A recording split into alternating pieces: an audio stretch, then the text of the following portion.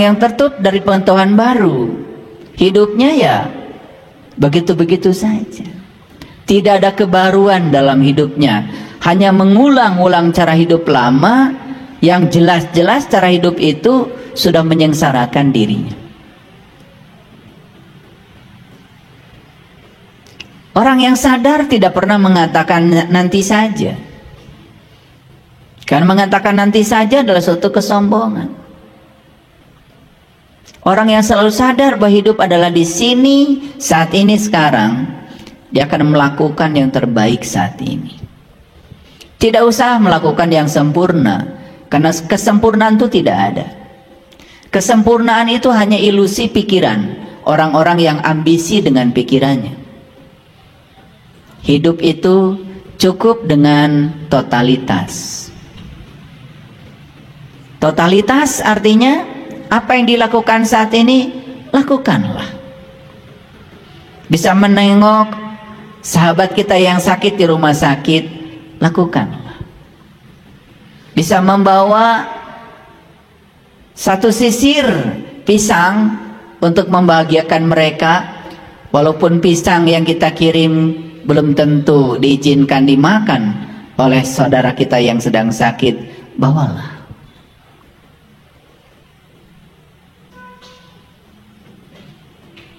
Itu yang sering kita lupakan.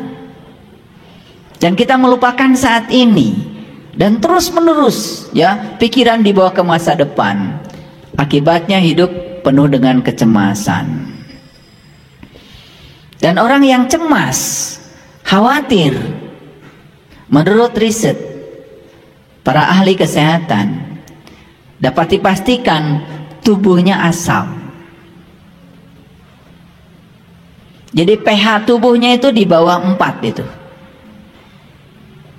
Padahal kita lahir ke alam dunia ini, pH tubuh kita itu 7,7.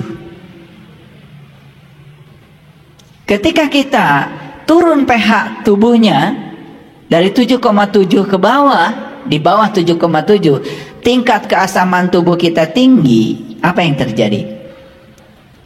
Segala potensi penyakit dalam diri muncul. Setiap orang itu punya, secara genetika mungkin mewarisi yang namanya kanker. Tetapi kanker itu seperti tanaman. Kalau disirami tumbuh, kalau tidak disirami tidak akan tumbuh. Kenapa kanker kok tumbuh pada tubuh seseorang? Karena tubuhnya asam. Karena dia menyirami untuk tubuhnya itu. Makanya di usia muda, tubuh ini sudah tidak menjadi kendaraan yang hebat. Padahal sang penumpang yang di dalam, sang jiwa kita, belum pernah diantarkan kemana-mana oleh kendaraan ini. Setelah kehilangan kendaraan ini, baru merengek-rengek kepada Allah, minta dikembalikan lagi ke dunia. Begitu cerita manusia sombong dalam Al-Quran.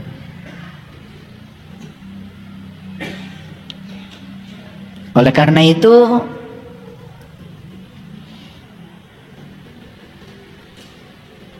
penuhi semua hak tubuh kita.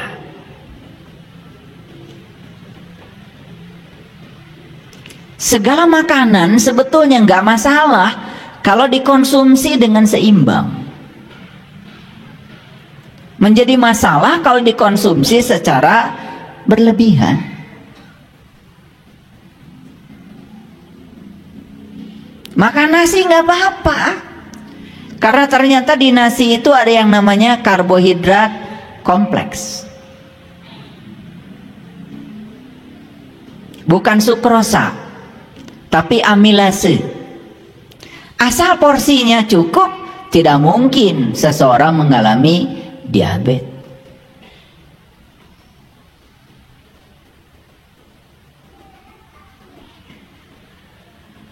Kalau jantung kita ingin tetap sehat, ya tentu saja kasih makanan yang sehat buat jantung. Apa yang dibutuhkan jantung? Jantung itu butuh vitamin E sama vitamin K2.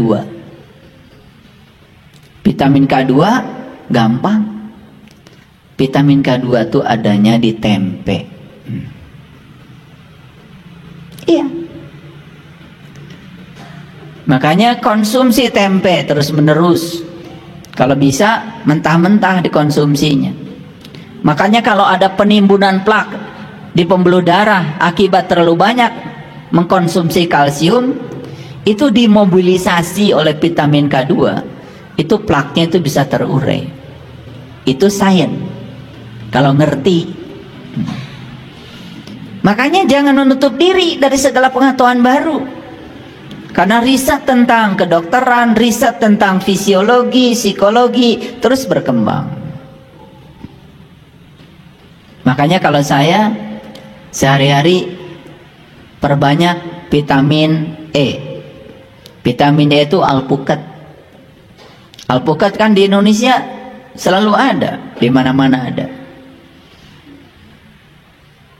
Saya kalau sarapan pagi, tadi pagi, itu pertama minum jus 8. 1 apel malang, 2 sunkist, 3 wortel, 4 bawang bombay, 5 kunyit, 6 jahe, 7 nanas, 8 madu.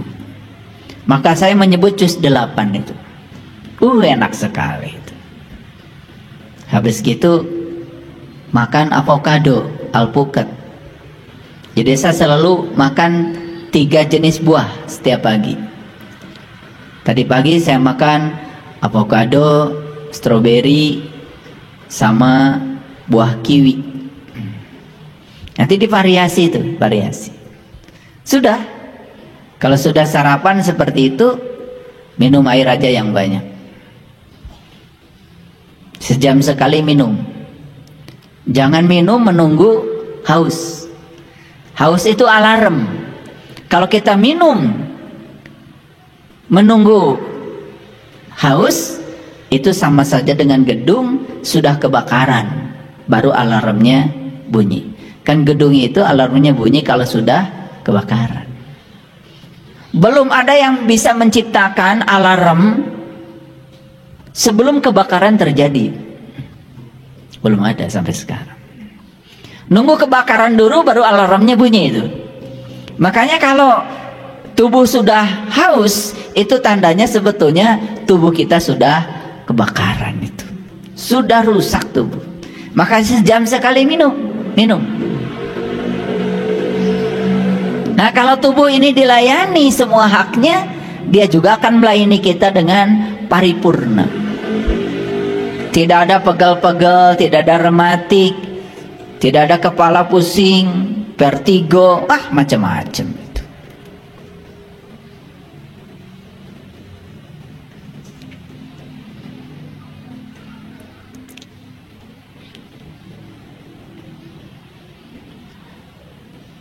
Jika perlu kita harus mengkonsumsi namanya probiotik.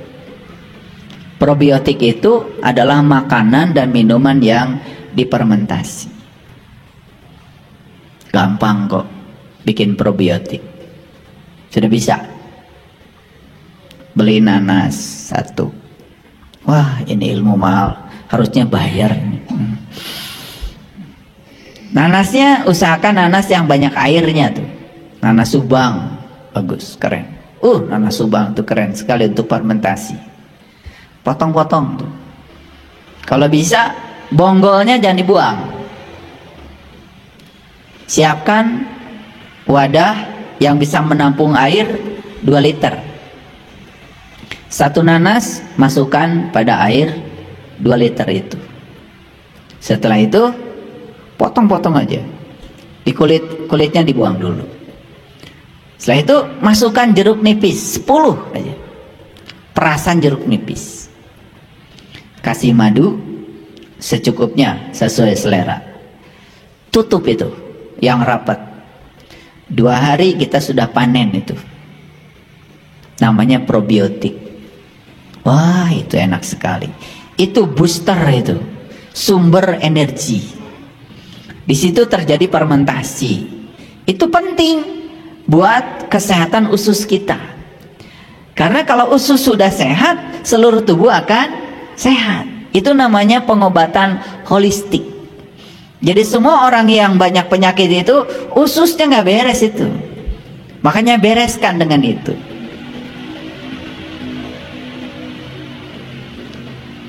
Tambah lagi susu yang difermentasi, namanya kefir. Minum itu aja cukup. Aduh, seharian itu nggak lelah-lelah itu. Saya ngajar dari jam 7 sampai jam 6 pagi, jam 6 sore. Ya. 4 mata kuliah. Rata-rata 3 SKS. Ada yang 4 SKS. Jam 7 mulai, jam 6 baru keluar dari ruangan. Hanya terselang sholat aja. Gak ada lelahnya. Ya. Nah ini pengajian urusan kesehatan juga diajarkan itu. Karena apa? Kalau tubuh fisik ini sudah ambruk sebelum jiwa kita diantarkan, itu namanya kita tidak bersyukur. Karena begitu kita kehilangan tubuh ini, ya Allah, tidak ada lagi cara buat jiwa mencapai Allah kecuali saat dia punya tubuh ini. Maka tubuh ini kendaraan yang paling hebat. Nah, di kendaraan ini jangan lupa, ya, di kendaraan ini ada supirnya, yaitu pikiran kita. Ada penumpangnya, yaitu jiwa kita. Nah, kalau ini kendaraan, ada supir, ada penumpang. Awas, supir ini yang bernama pikiran, jangan dibiarkan nyupir tanpa izin dari penumpangnya. Nah, ini masalahnya, si supir ini ugal-ugalan tiap hari. Dia pergi kemana-mana hanya selera dirinya. Bahkan sang jiwa tidak pernah ditanya minta diantarkan kemana. Sudah gitu si supir ini tidak pernah bisa membaca petunjuk jalan. Jadi sering ke jurang itu nyungsep. Nah, petunjuk jalan namanya kitab suci. Nah, kitab suci tidak bisa dibaca oleh orang sembarangan. Oleh karena itu kita harus punya penuntun jalan.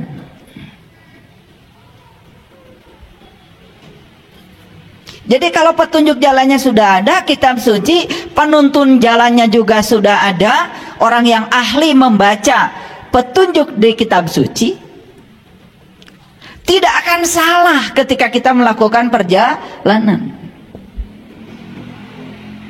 Dan otomatis jalannya harus terpelihara dengan baik. Itulah agama.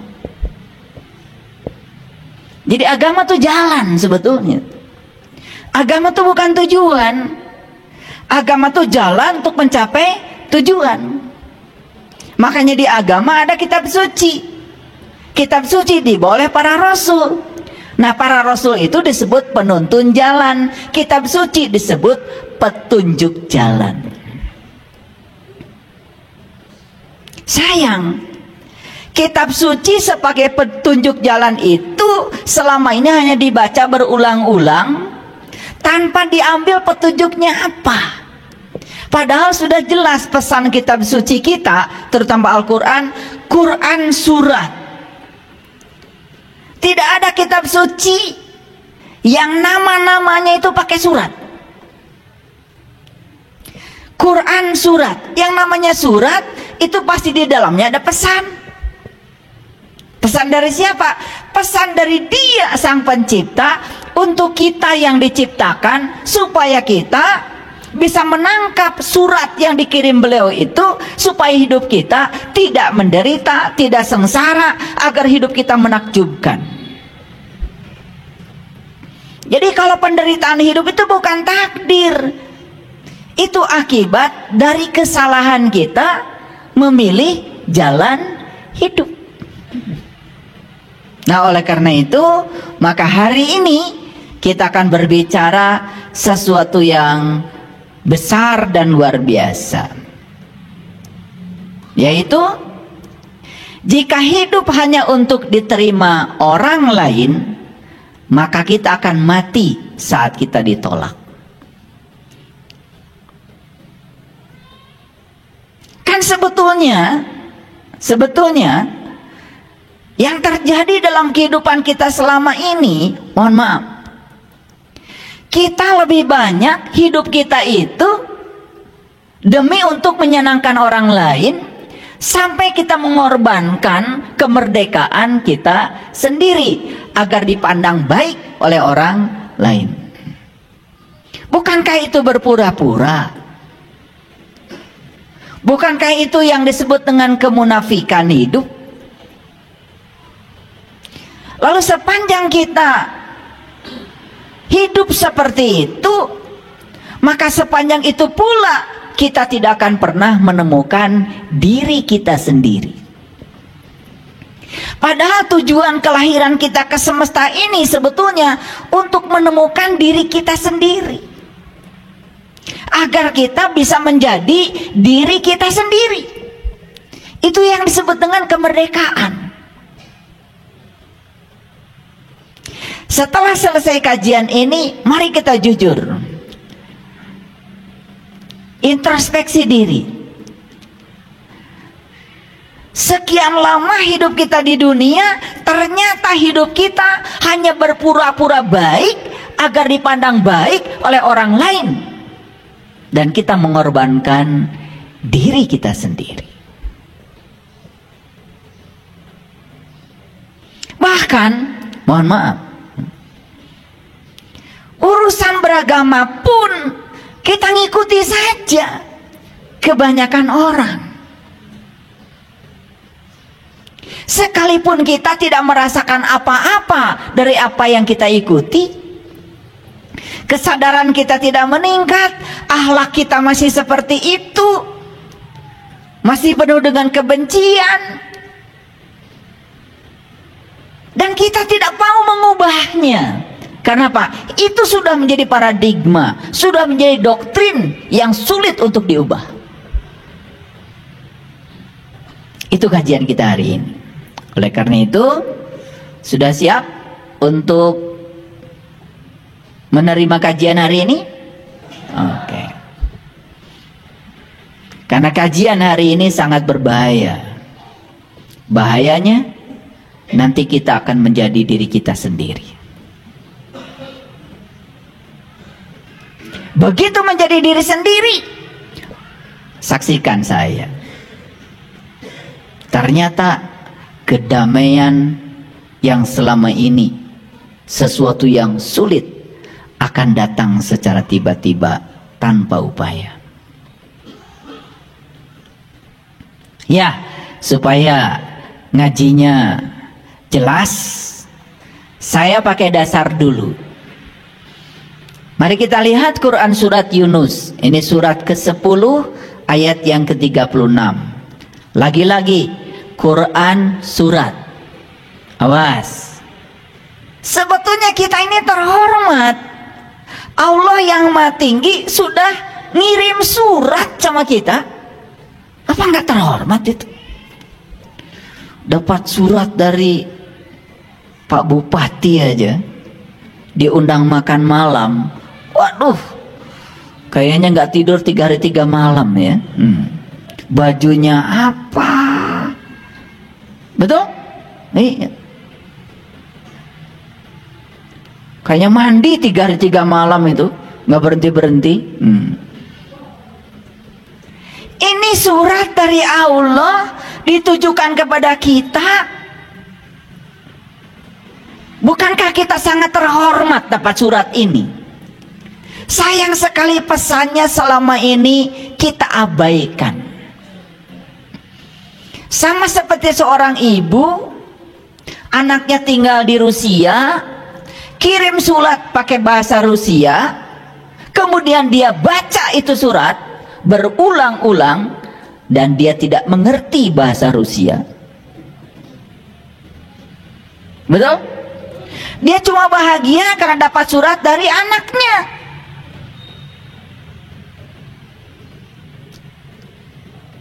Sehari dia baca 3 kali itu surat.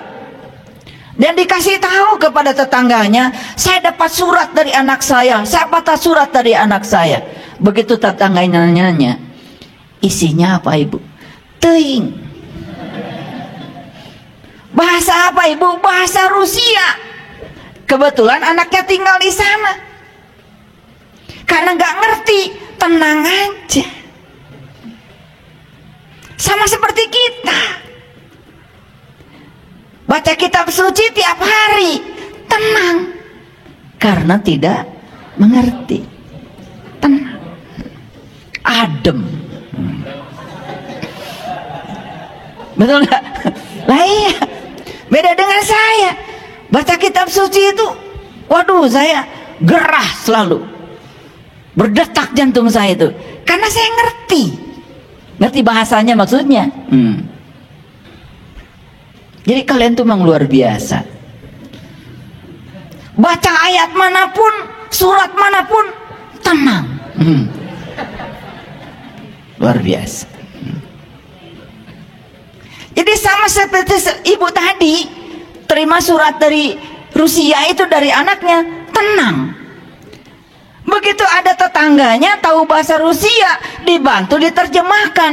Ternyata isinya itu baru saja anaknya mengalami kecelakaan. Dan sekarang sedang berbaring di rumah sakit. Kakinya harus diamputasi. Wah, beritanya semua yang menyeramkan. Setelah mengerti, baru jantungnya berdebar-debar.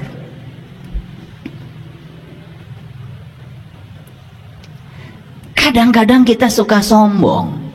Ketika ditanya, pedoman hidupmu apa? Quran dan sunnah. Wah, keren.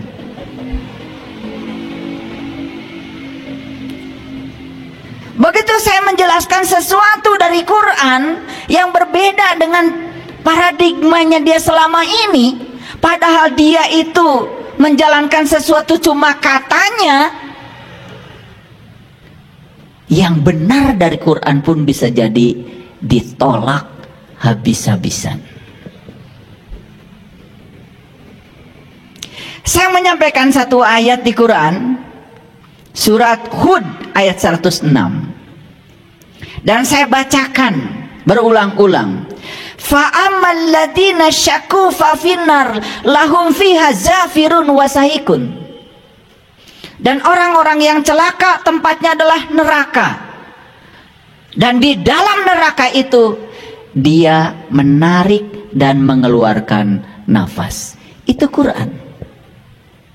Kemudian saya jelaskan di mana kita bernafas. Bukankah nafas itu pada saat ruhku ditiupkan ke dalam tubuh, agar ruhku yang ada di sini berhubungan dengan yang meniupkannya, dikasihlah nafas. Jadi nafas itu hanya ada saat kita masih hidup.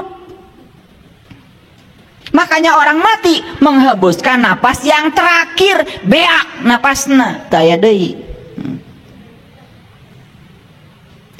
Jadi kapan kita bernapas? Saat kita masih diizinkan hidup di sini. Makanya napas cuma 2, masuk dan keluar. Quran mengatakan neraka adalah tempat di mana kamu masih bernafas. Itu Quran, bukan ajaran saya. Saya tunjukkan ayatnya, surah Hud ayat 106, bahkan 107-nya mengatakan bahkan langit dan bumi pun masih ada. Itu diperjelas. Karena itu berbeda dengan yang selama ini dipahaminya, sekalipun dari Quran itu ditolaknya mentah-mentah. Padahal kalau ngomong pedoman hidup apa? Quran. Wow, kayak yang benar. Makanya Quran ini sampai sekarang masih perawan. Masih perawan. Saya menunjukkan Quran surat Al-Imran ayat 49 yang menyatakan begini. Itu dialog antara Rasul dengan Bani Israel.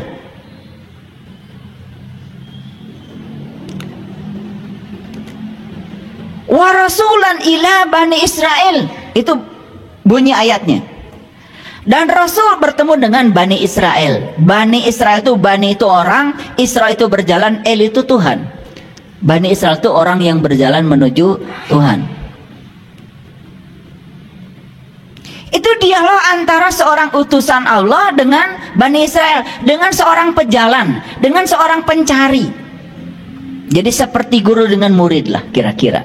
Kontekstualnya begitu. Apa yang dikatakan Rasul kepada Bani Israel? Perkataannya begini.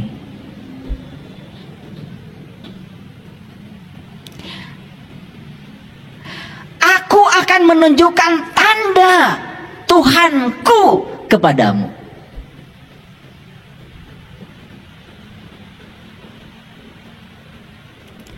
Dan aku akan menjadikan tubuhmu yang berasal dari tanah itu menjadi burung. Dan kamu akan bisa terbang dengan seizin Allah. Itu Quran. Boleh nanti dibaca Ali Imran 49. Jadi sebetulnya manusia itu punya sayap apa tidak? Menurut Quran. Punya kan? Punya. Burung walaupun punya sayap hanya bisa terbang dari pohon ke pohon. Sedangkan di Quran surat Ar-Rahman, manusia itu bisa menembus sempadan langit, bisa hijrah dari alam lahir menuju alam batin, bisa hijrah dari alam yang rendah menuju alam-alam yang tinggi dengan sayapnya. Jadi sayap di situ jelas melambangkan lambang kecepatan. Makanya Nabi Muhammad Isra Mi'raj pakai buruk, digambarkan sebagai burung. Ada sayapnya. Leluhur kami di tanah Sunda ini dari dulu sudah punya lagu namanya Manuk Dadali. Mesat ngapung luhur jauh di awang-awang, meberkeun jangjangna bangun taya karingrang. Itu lagu spiritual itu.